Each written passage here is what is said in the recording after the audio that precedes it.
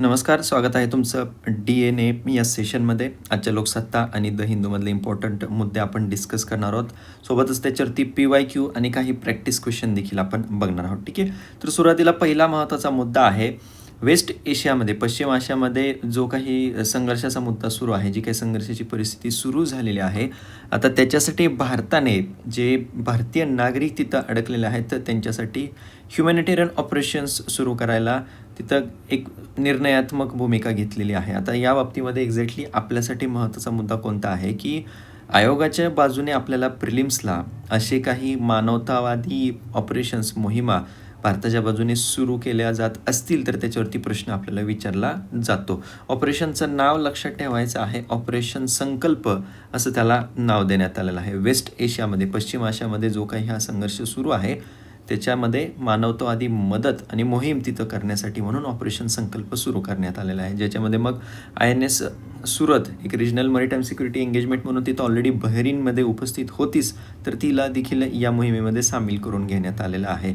इतर काही ऑपरेशन्स सध्या जी परिस्थिती सुरू आहे त्याच्या अनुषंगाने चर्चेत आहेत. तर अमेरिकेच्या बाजूने जो काही हल्ला करण्यात आलेला आहे इराणवरती, त्याला ऑपरेशन इपिक फ्युरी असं नाव देण्यात आलेलं आहे. ही नावं लक्षात ठेवा. का लक्षात ठेवा त्याच्यासाठीचं एक सॅम्पल क्वेश्चन देखील खाली टाकलेलं आहे. ठीक आहे. इस्रायलच्या बाजूने जे ऑपरेशन सुरू करण्यात आलेलं आहे त्याला ऑपरेशन लायन्स रोअर असं त्यांनी नाव दिलेलं आहे. म्हणजे ऑपरेशन म्हणजे हे भारताचं मानवतावादी ऑपरेशन आहे तसे हे ऑपरेशन नाहीत, याच्यामध्ये फरक आहे. यांनी जो काही अटॅक केलेला आहे इराणवरती त्या ऑपरेशनला हे नाव दिलेले आहेत. आणि मग इराणच्या बाजूने जे काही रिटेलिएशन सुरू झालेलं आहे, इराणने याला प्रत्युत्तर द्यायला जी सुरू केलेलं आहे त्याला त्यांनी नाव दिलेलं आहे ऑपरेशन ट्रू प्रॉमिस 4. ठीक आहे. ही ऑपरेशन्स देखील लक्षात ठेवा. मग राज्यसेवा आयोगाने बघा 2024मध्ये जी प्रिलिम्स झालेली होती, पूर्वपरीक्षा झालेली होती, त्याच्यामध्ये हा प्रश्न विचारलेला आहे. भारताचे काही ऑपरेशन्स, काही मोहिमा ज्या भारताने अशाच पद्धतीने संघर्षाच्या परिस्थितीत असलेल्या भागातून भारतीयांना परत आणण्यासाठी लॉन्च केलेले होते, किंवा इतर काही नैसर्गिक आपत्ती झाल्या असतील तर त्यावेळी देखील अशा काही मोहिमा त्यावेळी जाहीर करण्यात आलेल्या होत्या. तर ते डायरेक्टली मॅच द पेअर्समध्ये विचारलेलं आहे. परदेशातील भारतीय नागरिकांच्या संरक्षणासाठी राबवलेल्या मोहिमा आणि देश यांच्या योग्य जोड्या लावा. ठीक आहे. इकडं मोहिमा दिलेल्या आहेत आणि कोणत्या देशामध्ये त्या जाहीर करण्यात आला होता असा प्रश्न विचारलेला आहे. ठीक आहे. तर हा मुद्दा आपल्यासाठी सगळ्यात महत्त्वाचा आहे या न्यूजमधला. ऑपरेशन संकल्प कशासाठी, ह्युमॅनिटेरियन ऑपरेशन म्हणून तिथं सुरू करण्यात आलेलं आहे. याच्यामध्ये तिथं त्या भागामध्ये, त्या प्रदेशामध्ये ऑलरेडी काही तैनात असलेल्या जहाजा, शिप्स आहेत, त्यांना स्टँड बायवरती ठेवण्यात आलेलं आहे. आणि सध्या जी काही संघर्षाची परिस्थिती निर्माण झालेली आहे त्याच्यामध्ये अटॅक जो केलेला आहे अमेरिका, इस्रायल या देशांनी, त्यांना दिलेले हे ऑपरेशनची नावं आहेत. आणि इराणने त्याला प्रतिक्रिया म्हणून जे ऑपरेशन सुरू केलेलं आहे त्याचं हे नाव आहे. ठीक आहे. याच्याबद्दल क्वेश्चन आपल्याला विचारला जातो, त्याचं तर एक सॅम्पल एक्झाम्पल तुम्हाला दाखवलेलंच आहे. नेक्स्ट पुढचा एक महत्त्वाचा मुद्दा आहे आपल्यासाठी, भारतामध्ये बोत्स्वानामधून आणखी काही चित्ते इंट्रोड्यूस करण्यात आलेले आहेत. आधी आपल्याला माहिती की पूर्ण आफ्रिका खंडातून हे काही चित्ते भारतामध्ये आणण्यात आलेले आहेत. त्याच्यामध्ये आणखी 9 चित्त्यांची भर पडलेली आहे. कोणत्या कंट्रीमधून आणलेले आहेत ते आपल्याला लक्षात ठेवावे लागतील, त्याच्यावरती आपल्याला प्रश्न विचारू शकतात. ठीक आहे. याच्या अगोदर जर आपण बघितलं तर नामिबियामधून 8 चित्ते आपण आणलेले होते. त्याच्यानंतर साऊथ आफ्रिकेमधून 12 चित्ते भारतामध्ये इंट्रोड्यूस करण्यात आले होते. आणि नंतर मग आता बोत्स्वानामधून 9 चित्ते इथं भारतामध्ये इंट्रोड्यूस करण्यात आलेले आहेत. आता टोटल याची संख्या 48 झालेली आहे. तुम्ही जर हे प्लस केले तर ती 48 होत नाही, परंतु पहिल्यांदा या ज्या 2 तुकड्या आलेल्या होत्या चित्त्यांच्या, त्याच्यातून जी नवीन पिल्ले तिथे जन्माला आलेले आहेत त्या सगळ्यांची संख्या मिळून ही संख्या तिथं होते. 48 आता भारतामध्ये चित्ते झालेले आहेत, जे काही वर्षांपूर्वी, काही महिन्यांपूर्वी 0 होते. भारतामधून चित्ता 1952मध्येच एक्स्टिंक्ट झालेला होता. भारतातून चित्त्यांची संख्या पूर्णतः संपलेली होती, म्हणून तर हा प्रोग्राम परत सुरू करण्यात आलेला होता चित्त्यांना रिइंट्रोड्यूस करण्यासाठी म्हणून. ठीक आहे. बोत्स्वानामध्ये जर बघितलं तर चित्त्यांसाठी संवर्धनाचे वेगळे उपक्रम हाती तिथे घेण्यात आलेले आहेत. त्यामुळे एकूण जी जागतिक चित्त्यांची लोकसंख्या आहे त्यापैकी 24% चित्ते जर बघितले आपण तर ते या एका कंट्रीमध्ये असलेले आपल्याला बघायला मिळतात.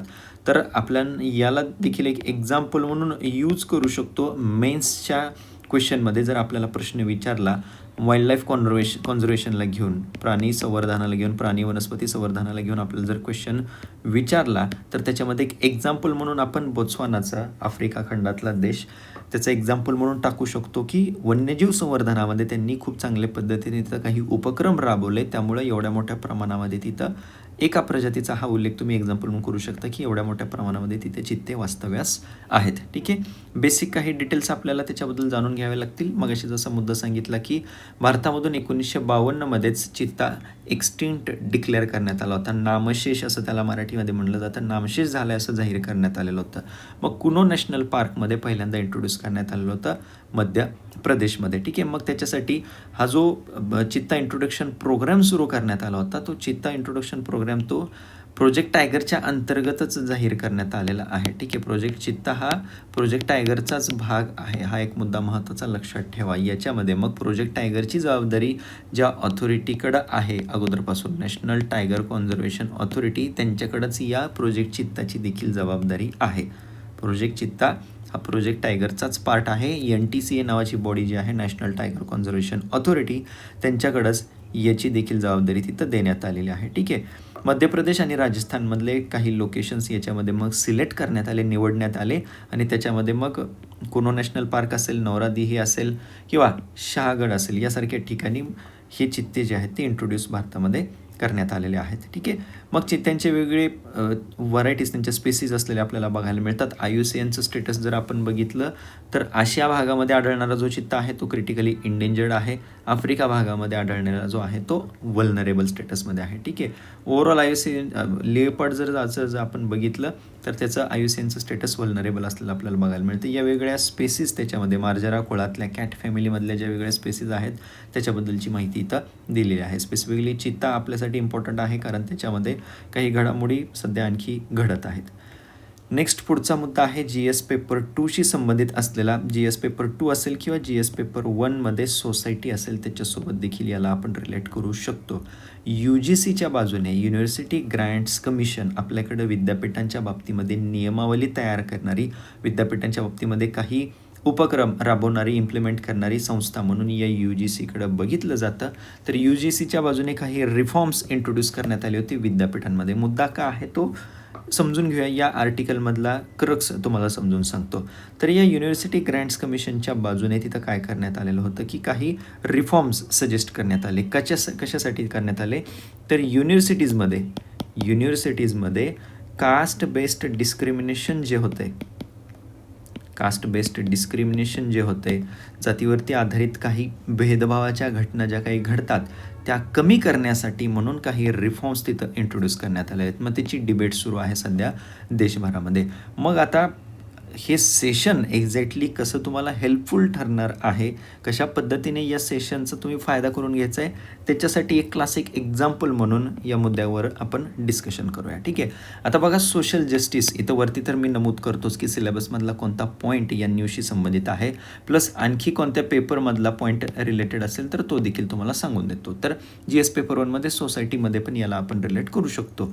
ठीक आहे, मग आता न्यूज जी येत असते त्याला आपल्या सिलेबससोबत कसं कनेक्ट करायचं आहे तर कास्ट सिस्टीम हा जो पार्ट आहे तो आपल्या सिलेबसचा पार्ट आहे. जात व्यवस्था ती नेमकी कशी उदयास आली, कास्ट सिस्टीम नेमकी काय आहे, त्याचे वेगवेगळे असोसिएशनल फॉर्म्स काय आहेत, या सगळ्या गोष्टी आपल्याला माहीत असणं गरजेचं आहे. कास्ट सिस्टीम असेल, वर्ण सिस्टीम असेल, डायरेक्टली तो आपल्या सिलेबसचा पार्ट आहे. मग याच्यामध्ये UGCने जे बदल केलेले आहेत ते याच्यामध्ये नमूद केलेले आहेत आणि ते रिलेटेड कशाशी आहेत तर या गोष्टीशी आहेत आणि हा मुद्दा आहे आपल्या सिलेबसशी रिलेटेड. त्यामुळे मग आपल्याला याच्याशी संबंधित काही गोष्टी आपल्याला तिथं वाचावे लागतील. ठीक आहे, आता याच्यामध्ये UGCने जे रिफॉर्म्स आणलेले ते कास्ट डिस्क्रिमिनेशन कमी करण्यासाठी आणलेले आहेत. Specifically SC community, ST community आणि OBC कम्युनिटी या कम्युनिटीशी संबंधित असलेले विद्यार्थी यांच्या बाबतीमध्ये जे काही डिस्क्रिमिनेशन बघायला मिळतं युनिव्हर्सिटीमध्ये ते कमी करण्यासाठी काही रिफॉर्म्स सजेस्ट केलेले आहेत. मग आता हा मुद्दा याच्यावरती डायरेक्टली क्वेश्चन येईल का की UGCने रिफॉर्म्स आणलेले आहेत तर त्याच्याबद्दल चर्चा करा. येईल प्रश्न, तो कशा कॉन्टेक्स्टमध्ये येईल की स्टील आपल्याकडं कास्ट सिस्टीम जी बघायला मिळते अशा लोकेशनमध्ये युनिव्हर्सिटीसारख्या, आणि ज्यालाच आपण डेमोग्राफिक डिव्हिडंड म्हणतो किंवा इंडिया ॲट 2047 आपण काय इमॅजिन करतोय की डेव्हलप्ड कंट्री आपण इमॅजिन करतोय आणि अशा प्रवासामध्ये जिथं डेमोग्राफिक डिव्हिडंट लाभलेला आहे, तो डेमोग्राफिक डिव्हिडंट कुठं आहे, तर तो युनिव्हर्सिटीजमध्ये आहे. आणि अशा लोकेशन्सला, अशा इम्पॉर्टंट एज्युकेशनल इन्स्टिट्यूशन्समध्ये जर कास्ट डिस्क्रिमिनेशन होत असेल, तर मग कास्ट सिस्टीम आपल्याकडं अजूनही भारतामध्ये किती डीप रूटेड आहे याच्याबद्दल चर्चा करा, असा प्रश्न येईल. ठीक आहे, मुद्दा डिबेट ही सुरू आहे, परंतु त्याच्या अँगलने, त्याच्या कॉन्टेक्स्टमध्ये आपल्याला बेसिककडं जाऊन क्वेश्चन विचारतील. डायरेक्टली सोसायटीमध्ये क्वेश्चन त्याच्याशी संबंधित असलेला बघायला मिळतो. त्याचं एक्झाम्पल आहे हे. हा 2018ला UPSCने मेन्सला विचारलेला प्रश्न आहे की जाती व्यवस्था, कास्ट सिस्टीम भारतातली काय करत आहे, तर नवीन काही आयडेंटिटीज धारण करत आहे, नवीन ओळख धारण करत आहे, सोबतच संघटनात्मक रूपे देखील धारण करत आहे. म्हणून भारतातून जाती व्यवस्था नष्ट होऊ शकत नाही. कॉमेंट, टिप्पणी करा. हा 2018चा UPSC मेन्सचा क्वेश्चन आहे.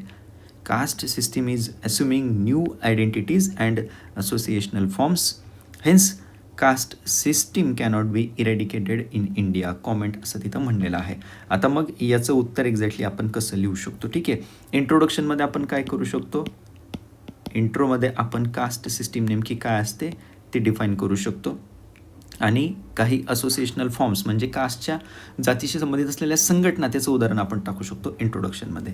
ठीक आहे, मग त्याच्यानंतर मेन बॉडीमध्ये आपण काय तिथं नमूद करू शकतो की काय म्हणलेलं आहे, caste system cannot be eradicated in India. मग ते स्टेटमेंट केलेलं आहे कशाच्या आधारावरती? या दोन गोष्टींच्या आधारावरती. या दोन गोष्टींना आपल्याला एक्सप्लेन करायला लागेल मेन बॉडीमध्ये की कास्ट सिस्टीम कशी वेगवेगळ्या ॲस्पेक्टमध्ये, मग सोशल, सामाजिक पातळीवरती असेल किंवा इकॉनॉमिक, आर्थिक पातळीवरती असेल, या दोन्ही फॉर्मॅटमध्ये, या दोन्ही पातळीवरती कास्ट सिस्टीम कशी इंडियामध्ये पेनिट्रेट झालेली आहे, म्हणजे डीप रूटेड आहे, ती कशी रुजलेली आहे, ते आपल्याला एक्सप्लेन करायला लागेल. पहिल्यांदा तो एक महत्त्वाचा मुद्दा.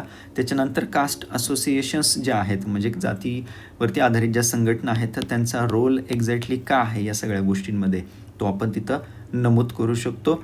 आणि अशा गोष्टींमुळं कास्ट सिस्टीम कशी स्ट्रेंथन होत गेलेली आहे, आणखी ती कशी बळकट होत गेलेली आहे, ते आपण नमूद करू शकतो. आणि मग या स्टेटमेंटला कनेक्ट करू शकतो की त्यामुळं असं म्हणलेलं आहे या प्रश्नामध्ये की कास्ट सिस्टीम इरेडिकेट होऊ शकत नाही. ठीक आहे, या पद्धतीने क्वेश्चनला टॅकल करायचं आहे. त्यामुळं हे जे क्वेश्चन्स येत असतात हे सिलेबस पॉईंट आहेत कास्ट सिस्टीम, परंतु ते असेच लगेच कोणत्याही वर्षी एखादा पॉईंट पकडला, निवडला, सिलेक्ट केला आणि त्याच्यावरती चला यावर्षी क्वेश्चन फ्रेम करू असं होत नसतं. त्याला बॅकग्राऊंड असतं असं काहीतरी. या बॅकग्राऊंडच्या आधारे असे क्वेश्चन सिलेबस पॉईंटवरती आधारित फ्रेम केले जात असतात. ठीक आहे, या पद्धतीने याला स्टडी करायचं आहे. नेक्स्ट, IR आणि प्रिलिम या दोन आपले सिलेबस पॉईंटशी संबंधित असलेला हा मुद्दा आहे. भारत आणि कॅनडा या दोन देशांच्या दरम्यान एक करार झालेला आहे, डील झालेली आहे. कशाशी संबंधित असलेलं? युरेनियमशी संबंधित असलेला. मग याच्यामध्ये काय डिसाईड झालेलं आहे नेमकं, तर भारत आणि कॅनडा यांच्यामध्ये एक ॲग्रीमेंट झालेले आहे व $1.9 बिलियन 10 वर्षांसाठी, पुढच्या $1.9 बिलियन पुढच्या 10 वर्षांसाठी कॅनडा काय करणार आहे, तर युरेनियमचा सप्लाय करणार आहे भारतातल्या न्यूक्लिअर पॉवर रिॲक्टर्सला. भारतातले जे आण्विक प्रकल्प आहेत तर त्याला युरेनियमचा सप्लाय करणार आहे कॅनडा पुढच्या 10 वर्षांसाठी. $1.9 बिलियन ती ॲग्रीमेंट डील भारत आणि कॅनडा यांच्या दरम्यान झालेली आहे. ठीक आहे, प्रिलिम्सला प्रश्न विचारू शकता तो वन लाईनर की कोणत्या देशासोबत अशा पद्धतीने 10 वर्षांसाठी युरेनियम पुरवठा करणारी डील ॲग्रीमेंट झालेली आहे. ठीक आहे, त्याच्यानंतर आणखी दोन मुद्दे याच्यामध्ये आपल्यासाठी महत्त्वाचे आहेत की मग कॅनडाने आणखी एक डिसिजन तिथं डिक्लेअर केलेला आहे. भारताच्या बाजूने सुरू करण्यात आलेला एक जो इनिशिएटिव्ह आहे इंटरनॅशनल प्लॅटफॉर्मवरती, इंटरनॅशनल सोलार अलायन्स म्हणून जो ओळखला जातो, आंतरराष्ट्रीय सौर आघाडी, त्याच्यामध्ये आणि ग्लोबल फ्युएल अलायन्समध्ये, दुसरा मुद्दा आहे ग्लोबल फ्युएल अलायन्सचा, बायोफ्युएल अलायन्सचा, याच्यामध्ये कॅनडा जॉईन होईल असं देखील त्याच्यामध्ये नमूद केलेलं आहे. अशा संघटनांबद्दल पण आपल्याला क्वेश्चन विचारतात की लेटेस्ट एखादा महिना कन्सिडर करतील की जानेवारी 2026 असेल, फेब्रुवारी 2026 असेल, या महिन्यामध्ये नुकताच सदस्य या इंटरनॅशनल सोलार अलायन्सचा बनलेला देश कोणता, या पद्धतीने प्रश्न विचारू शकतात. ठीक आहे, त्यांनी डिसिजन घेतलेला आहे, आणखी फॉर्मली त्याच्यामध्ये जॉईन झालेले नाहीत, परंतु ज्या महिन्यामध्ये ज्यावेळी जॉईन होईल त्याच्यावरती आपल्याला क्वेश्चन विचारला जाऊ शकतो. आणि दुसरा मुद्दा आहे की इंटरनॅशनल सोलार अलायन्स तर महत्त्वाचे आहेच, याला 10 वर्ष पूर्ण झालेले आहे, 10 इयर्स कंप्लीट झालेले आहेत. 2015मध्ये आपण जी COP21 होती पॅरिस या ठिकाणी झालेली, पॅरिस लोकेशनला झालेली, तिथं आपण हे डिक्लेअर केलेलं होतं आंतरराष्ट्रीय सौर आघाडी फ्रान्सच्या समवेत मिळून. आणि दुसरा मुद्दा आहे ग्लोबल बायोफ्युएल अलायन्सचा. तर ज्यावेळी भारताकडे G20चं अध्यक्षपद होतं त्यावेळी या G20च्या सदस्य देशांकडून मिळून हे ग्लोबल बायोफ्युएल अलायन्स सुरू करण्यात आलेलं आहे. ठीक आहे, तर ते पण आपल्याला माहीत असणं गरजेचं आहे. कशासाठी केलेलं आहे तर बायोफ्युएल बनवणारे काही प्रमुख देश या G20मध्ये आहेत. जसं की एक्झाम्पल जर आपण म्हणलं तर अमेरिका, भारत आणि ब्राझील हे 3 देश जागतिक पातळीवर जर बघितलं तर 85% यांचं कॉन्ट्रीब्युशन आहे कशामध्ये, ग्लोबल इथेनॉल प्रोडक्शनमध्ये.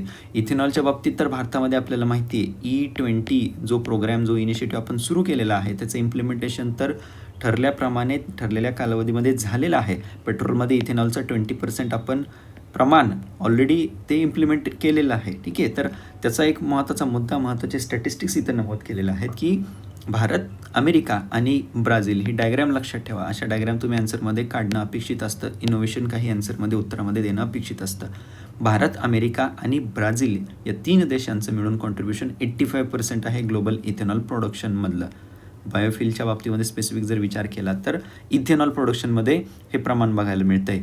बायोफ्युएल म्हणजे एक्झॅक्टली काय असतं तर मग ग्रेन म्हणजे धान्यापासून, मोलेसेसपासून असेल, इथेनॉल म्हणजे मग त्याच्यामध्ये ऊस असेल, शुगर केन, याच्यापासून अशा गोष्टींपासून बनवलं गेलेलं जे फ्यूल आहे त्याला आपण बायोफ्युएल म्हणतो.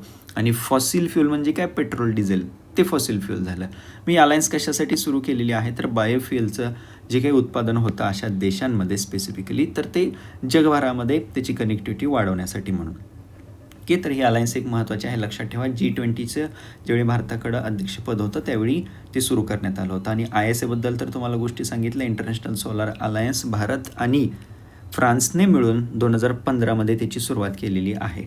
त्याचं हेडक्वार्टर कुठं आहे, गुरुग्राम, हरियाणा, भारतामध्येच त्याचं हेडक्वार्टर आहे. आता 120+ देशांनी त्याच्यावरती स्वाक्षरी जवळपास केलेली आहे.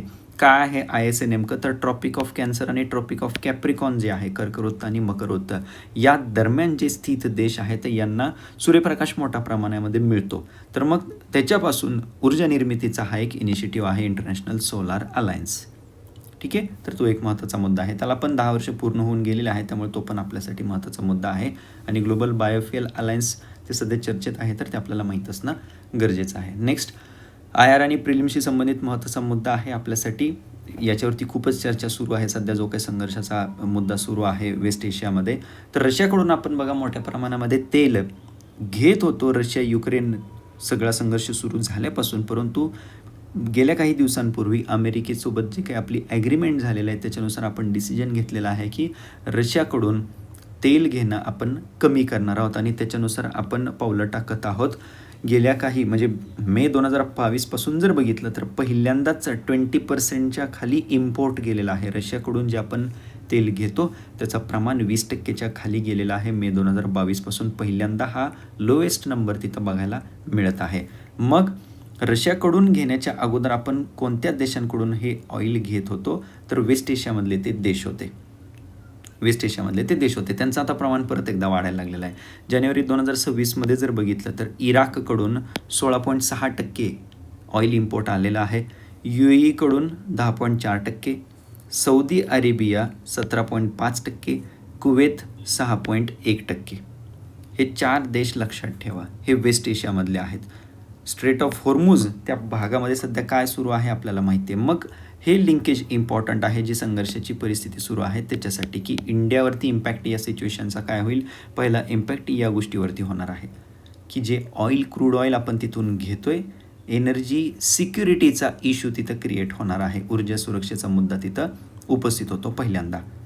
आपल्याला प्रश्न विचारतील की नुकत्याच सुरू झालेल्या संघर्षाच्या अनुषंगाने भारतावरती त्याचे परिणाम काय होतील, आर्थिक, भूराजकीय, भूसामरिक, ते स्पष्ट करा. असा जर प्रश्न आपल्याला विचारला तर पहिला मुद्दा आपल्याला त्याच्यामध्ये हा नमूद करता येईल की एनर्जी सिक्युरिटी. हेडिंग तुम्ही काय द्यायचं आहे मेन बॉडीमध्ये देत असताना ऊर्जा सुरक्षा असं हेडिंग द्यायचं आहे. एनर्जी सिक्युरिटी, तेल आयात वगैरे असं जनरलिस्टिक हेडिंग तिथं द्यायचं नाही. ऊर्जा सुरक्षा नमूद करायचं आहे आणि त्याच्यानंतर पुढं लिहायचं आहे की या पश्चिम आशिया भागातून हे महत्त्वाचे 4 देश यांचे आकडेवारी नमूद करू शकता. या 4 देशांमधून आपण बहुतांशी तेल आयात करतो.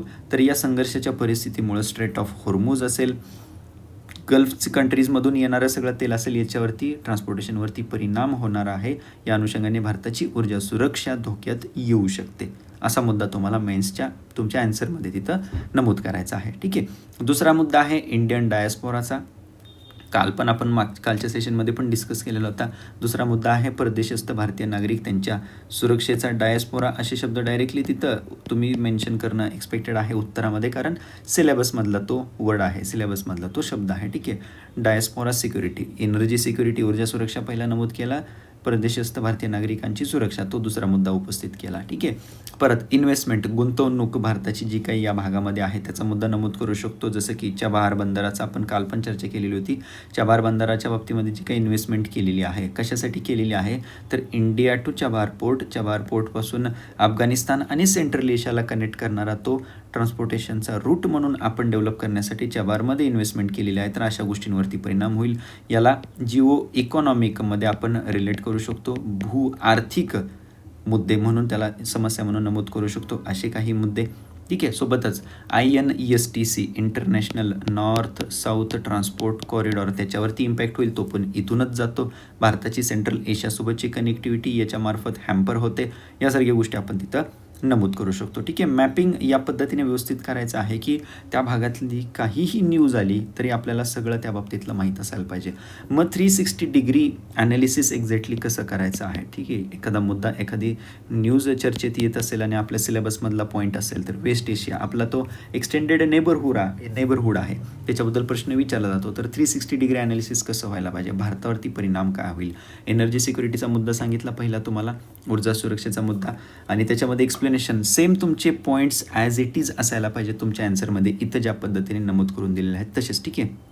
हेडिंग तुमचं असायला पाहिजे एनर्जी सिक्युरिटी अँड इकॉनॉमी, ऊर्जा सुरक्षा आणि अर्थव्यवस्था.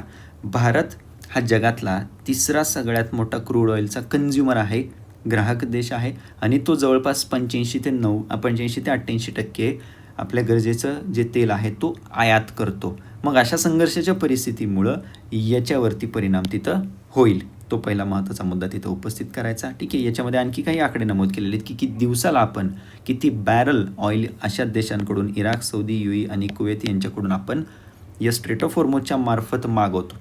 ठीक आहे. तो एक महत्त्वाचा मुद्दा. सोबतच LNG असेल, LPG असेल, ते पण मोठ्या प्रमाणामध्ये याच होर्मुझच्या स्ट्रेटमधून, याच होर्मुझच्या समुद्रधुनीमधून आपण मागवतो, इम्पोर्ट करतो. याच्यावरती पण इम्पॅक्ट होईल. ठीक आहे. आता भारताच्या सध्याच्या ऑइल नेट्स जर आपण बघितलं तर त्या रिकवर होऊ शकतात, म्हणजे ते फुलफिल होऊ शकतात. रशियाकडून काही प्रमाणामध्ये आपण घेतोय.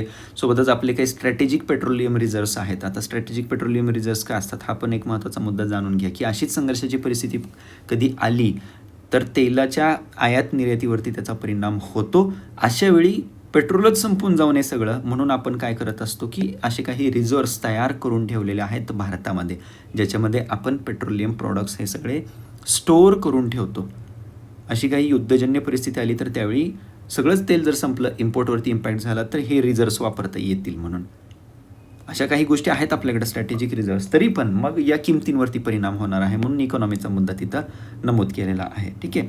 दुसरा मुद्दा इथं नमूद केलेला आहे तो आहे इंडियन डायस्पोराचा. मग असे जर सांगितलं त्या पद्धतीने की परदेशस्थ भारतीय नागरिक, आकडा डायरेक्टली तुम्ही नमूद करू शकता. वेस्ट एशियामध्ये, पश्चिम आशियामध्ये 9 मिलियन भारतीय परदेशस्थ नागरिक ते तिथं वास्तव्यास आहेत, जे रेमिटन्सेस पाठवतात, म्हणजे तिथं काम करतात आणि पगार तिथला जो असेल तो माय देशामध्ये आपल्या भारतामध्ये परत एकदा पाठवतात. मग त्यांच्या सेफ्टीचा पहिला सगळ्यात महत्त्वाचा मुद्दा तिथं उपस्थित होतो. त्याच्यानंतर भूराजकीय परिस्थिती, अशा परिस्थितीमध्ये मग देशांसोबतचे संबंध बिघडतात. मग आता पण तीच परिस्थिती झाली की मग अमेरिका इस्रायलच्या बाजूने आपण भूमिका घ्यायची की इराणच्या बाजूने भूमिका घ्यायची. यांच्या बाजूने भूमिका घेतली तर मग चबाहार पोर्टचं काय, INSTC त्या रूटचं काय, त्या ट्रान्सपोर्ट कॉरिडॉरचं काय, आणि ऑइल जे आपण त्यांच्याकडून घेतो त्याचं काय, आणि त्याच्यानंतर मुद्दा राहतो इंडियन डायस्पोरा जो या कंट्रीमध्ये प्रेझेंट आहे त्याचं काय. मग अशी एक भूराजकीय संभ्रमाची परिस्थिती भारतासमोर उभी राहते. ठीक आहे. डिस्ट्रप्शन कॉरिडॉरचा मुद्दा मगाशी सांगितलं तसं, चबाहार बंदर असेल, चबाहार पोर्ट असेल, IMEC तो वेस्ट एशियामधून जातो पुढं आपल्याला युरोपला कनेक्ट करणारा, तो आपण इकॉनॉमिक कॉरिडॉर डिक्लेअर केलेला आहे. याच्यावरती इम्पॅक्ट होईल. INSTC पण नमूद करायचं आहे, INSTCवर पण इम्पॅक्ट होईल. तर अशा गोष्टी भारतावरती परिणाम या सगळ्या संघर्षाच्या परिस्थितीचा होऊ शकतो. याला म्हणतात 360 डिग्री ॲनालिसिस. या पद्धतीने तुम्ही त्या मुद्द्याचं ॲनालिसिस करायला पाहिजे. बाकी या गोष्टी सोडून आपण अभ्यास करत असताना बाकी सगळं करतो, की त्याच्या रील बघतो, मिसाईल कशी फायर होतीये, किती लांब चालली आहे मिसाईल, किती ठिकाणी मिसाईलने इम्पॅक्ट टाकलेला आहे, असं सगळं बघत बसतो. हे सोडून ठीक आहे, फोकस या गोष्टीवरती करायचा आहे आपल्याला. सिलेबसमध्ये हे सगळे मुद्दे नेमके कशा पद्धतीने महत्त्वाचे आहेत. आता याच्यावरती क्वेश्चन बघा, हे PYQ सगळे टाकलेले आहेत की कशा पद्धतीने विचारले जातात. मागं पण हा इस्रायल वगैरे सगळा भाग चर्चेत होता, तर लगेच त्यावेळी क्वेश्चन विचारलेला आहे. UPSC प्रिलिमचे क्वेश्चन आहेत, सॅम्पल क्वेश्चन म्हणून हे टाकलेले आहेत. जर तुम्ही विचार करत असाल तर MPC देखील वर्ल्ड मॅपिंगवरती क्वेश्चन विचारते. राज्यसेवेमध्ये कंबाईनच्या परीक्षेमध्ये देखील एक प्रश्न असतो वर्ल्ड मॅपिंगवरती. लेक व्हिक्टोरियाबद्दल प्रश्न विचारलेला होता लेटेस्ट एक्झामला जर आपण बघितलं तर. ठीक आहे, तर मागं UPSCने हा प्रश्न विचारलेला आहे मेडिटेरियन सीच्या बाबतीमध्ये. ठीक आहे, साऊथ वेस्ट एशियामध्ये कोणता देश मेडिटेरियन सीला ओपन होत नाही, भूमध्य समुद्राला त्याची सीमा लागून नाही, सोप्या भाषेमध्ये. ठीक आहे, मॅप डिटेलमध्ये मायन्यूट लेवलला करणं का एक्सपेक्टेड आहे ते या क्वेश्चनवरून तुम्हाला समजेल. आता सिरियाची बॉर्डर ओपन होते भूमध्य समुद्राला. ठीक आहे, हा भूमध्य समुद्र आहे. लेबननची ओपन होते, इस्रायलची ओपन होते, इजिप्तची ओपन होते, जॉर्डन आतमध्ये आहे, इराक आतमध्ये आहे, सौदी आतमध्ये आहे. यांची तिथं बॉर्डर लागून नाही मेडिटेरियन सीला. आता ऑप्शन बघा कोणकोणते दिलेत. सिरिया पहिला आपण इथं बघितलं, त्याची बॉर्डर आहे. जॉर्डन आतमध्ये आहे, त्याची बॉर्डर लागून नाही, झालं उत्तर सापडलं. ठीक आहे, लेबनॉनची आहे, लेबनॉन इथंच आहे लागून, आणि इस्रायलची देखील आहे. या पद्धतीने क्वेश्चन विचारले जात असतात. त्यामुळं संघर्षात असलेला प्रदेश तो व्यवस्थित स्टडी करणं आपल्यासाठी गरजेचं आहे. ठीक आहे, याच्यावरती आणखी पण प्रश्न विचारलेला आहे, ते पण आपण बघूया. चबार बंदरावरती प्रश्न विचारलेला आहे की चबार बंदर विकसित करण्याचं महत्त्व काय आहे भारतासाठी. डायरेक्टली ॲनालिटिकल क्वेश्चन आपल्याला तो विचारलेला आहे. ठीक आहे, याचं उत्तर देण्याचा प्रयत्न करायचा आहे, कारण कालच्या सेशनमध्ये पण सांगितलेलं होतं की चबार पोर्ट आपण एक्झॅक्टली कशासाठी डेव्हलप केलेलं आहे, आज पण सांगितलेलं आहे. याचं क्वेश्चन नंबर 2 त्याचा आन्सर काय आहे ते कमेंट बॉक्समध्ये पोस्ट करायचं. इथं मॅप पण दिलेला आहे त्याच्यासाठी की चबार पोर्ट मॅपच्या मार्फत पण तुम्हाला लक्षात येईल, मॅप जरी तुम्ही व्यवस्थित बघितलं तरी, की याचं आन्सर काय असू शकतं. नेक्स्ट क्वेश्चन, 2 स्टेट सोल्युशन त्यावेळी चर्चेत होतं. 2018चा प्रिलिमचा क्वेश्चन आहे. 2 स्टेट सोल्युशन, द्विराष्ट्राचा सिद्धांत किंवा द्विराज्य उपाय हा शब्द त्यावेळी वापरला जात होता. तो कशाच्या संदर्भात होता. आपल्याला माहिती आहे इस्रायल आणि पॅलेस्टाईन यांच्यामध्ये जो वाद आहे त्याच्यावरती सोल्युशन म्हणून भारताच्या बाजूने हा पर्याय तिथं सांगितला जातो की ती जागा नेमकी कोणाची याच्यावरून वाद सुरू आहे. भारताचं म्हणणं आहे की 2 स्टेट सोल्युशन त्याच्यावरती द्या, कोणाला एकाला तो देश देणं योग्य राहणार नाही, ती भारताची भूमिका आहे. ठीक आहे, नेक्स्ट आता याच्यावरती मेन्सला क्वेश्चन, हा प्रॅक्टिस क्वेश्चन आहे. ठीक आहे, हा PYQ नाही, हा प्रॅक्टिस क्वेश्चन आहे. हा फ्रेम केलेला आहे क्वेश्चन तुम्हाला लिहिण्यासाठी म्हणून. आता याच्यावरती बरीच चर्चा आपण केलेली आहे. पश्चिम आशियाई संकट हे केवळ एक प्रादेशिक संघर्ष नाही, तर भारताच्या व्यापक आर्थिक स्थिरतेला आणि धोरणात्मक स्वायत्ततेला त्याचा थेट धोका आहे. अमेरिका, इस्रायल, इराण संघर्षाचा भारतावर होणाऱ्या बहुआयामी परिणामाचे विश्लेषण करा. ठीक आहे, मल्टी डायमेन्शनल इम्पॅक्ट म्हणजे काय त्याचे, मगाशी आपण जे डिस्कस केले की जिओ पॉलिटिकल, जिओ इकॉनॉमिक, भू आर्थिक त्याचे परिणाम काय होतील. ठीक आहे, या पद्धतीने जिओ स्ट्रॅटेजिक त्याचे परिणाम काय होतील. जिओ स्ट्रॅटेजिक भूसामरिक म्हणजे काय, जे प्रोजेक्ट्स आहेत ते आपण नमूद करू शकतो. जिओ पॉलिटिकल म्हणजे काय, कोणत्या देशाची बाजू घ्यायची, भूमिका घ्यायची, त्याच्यावरती परिणाम होऊ शकतो. याच्यामध्ये आपण पेट्रोल आणि त्याशी संबंधित इतर रेमिटन्सशी संबंधित मुद्दे आपण डिस्कस केले. तर हे झालं मल्टी डायमेन्शनल त्याचं ॲनालिसिस. त्याच्यासाठी तिथं नाव दिलेलं होतं 360 डिग्री ॲनालिसिस. ठीक आहे, मग इंट्रोडक्शनमध्ये हा मुद्दा आपण लिहू शकतो की पश्चिम आशियामध्ये जे काही संकट सध्या उद्भवलेलं आहे तो प्रादेशिक संघर्ष नाही, कारण याच्यामध्ये वेस्ट एशिया सोडून, पश्चिम आशिया सोडून इतरही देश सामील झालेले आहेत, आणि जे देश सामील झालेले नाहीत त्यांच्यावरती देखील, उदाहरणार्थ भारत, त्यांच्यावरती देखील या संघर्षाचा परिणाम होत आहे, स्थिरतेला त्याच्यामध्ये धोका पोचत आहे. हे इंट्रोडक्शन आपण तिथं करायचे. आणि पुढं मग मेन बॉडीमध्ये आपल्याला हे बहुआयामी परिणाम विचारले आहेत, 1, 2, 3, आणि त्याच्यामध्ये सब पॉईंट तुम्ही मेन्शन केले. याच्यामध्ये ऊर्जा सुरक्षा, याच्यामध्ये इकॉनॉमीचा मुद्दा नमूद केला, याच्यामध्ये डायस्पोराचा मुद्दा, सिक्युरिटीचा मुद्दा उपस्थित केला. या पद्धतीने गोष्टी तिथं आपण मेन्शन करू शकतो. ठीक आहे, तर तसं या क्वेश्चनला, अशा पद्धतीच्या क्वेश्चनला टॅकल करायचं आहे. GS पेपर 3शी संबंधित आलेलं एक आर्टिकल, ज्याच्यामधले काही पॉईंट्स आपल्यासाठी महत्त्वाचे आहेत. GSTचं जे रॅशनलायझेशन केलेलं आहे, 2च रेट स्लॅबचे, टॅक्सचे स्लॅब जे ठेवण्यात आलेले आहेत, त्याच्यानंतर एक्झॅक्टली परिणाम काय झालेला आहे त्याच्याशी संबंधित आर्टिकल आलेलं आहे. ठीक आहे, याच्यामध्ये 2 मुद्दे आपल्यासाठी इम्पॉर्टंट आहेत. सेमीकंडक्टर रिक्वायरमेंट जी भारताची आहे, त्यापैकी 90% आपण काय करतोय, इम्पोर्ट करतोय. भारताला जेवढे काही सेमीकंडक्टर लागत आहेत त्यापैकी 90% आपण बाहेरून मागवतो. क्रूड ऑइल रिकॉन्फिगरेशन ही टर्म लक्षात ठेवा. अशा काही टर्म्स UPSC सारख्या आयोगाला तर अशा याच्यामध्ये खूप जास्त इंटरेस्ट असतो.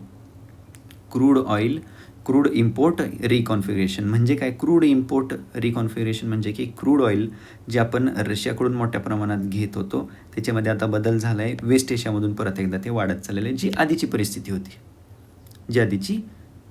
होती. ठीक आहे, आधी वेस्ट एशियामधूनच जास्त होतं, नंतर रशियाकडं आपण वळालो, नंतर परत वेस्ट एशियाकडे वळालो आहे. त्याला म्हटलं जातं क्रूड इम्पोर्ट रिकॉन्फिगरेशन. ठीक आहे, मग याच्यामुळं झालं आहे काय, की भारताच्या ॲव्हरेज इम्पोर्ट बिलवरती इम्पॅक्ट झालेला आहे निगेटिव्ह इम्पॅक्ट म्हणजे काय, तर वेस्ट एशियामधून जे आपण तेल घेतो ते कॉस्टली आहे रशियापेक्षा. रशिया युद्धजन्य परिस्थितीमुळं स्वस्तामध्ये भारताला ते तेल देत होता, त्यामुळे भारत पण तिथून घेत होता. परंतु आता अमेरिकेसोबत जे काय ॲग्रीमेंट झाली त्याच्यानंतर परत आपण वेस्ट एशियाकडे वळलेलं आहे. त्यामुळं इम्पोर्टचं बिल आपलं वाढत चाललेलं आहे. जास्त पैसे आपल्याला मोजावे लागत आहेत वेस्ट एशियाकडून तेल घेताना, जे रशियाकडून आपल्याला स्वस्तात मिळत होतं. त्यामुळे अशा टर्म लक्षात ठेवा आणि याचा इम्पोर्ट एक्सपोर्टवरती एक्झॅक्टली काय इम्पॅक्ट होतो आहे त्या पण गोष्टी आपल्याला इथं माहीत असणं गरजेचं आहे. ठीक आहे, तर आजच्या न्यूजपेपरमधले एवढेच मुद्दे आपल्यासाठी इम्पॉर्टंट होते. कमेंट बॉक्समध्ये जे क्वेश्चन्स आहेत त्याचे आन्सर्स द्यायचे आहेत. Thank you so much.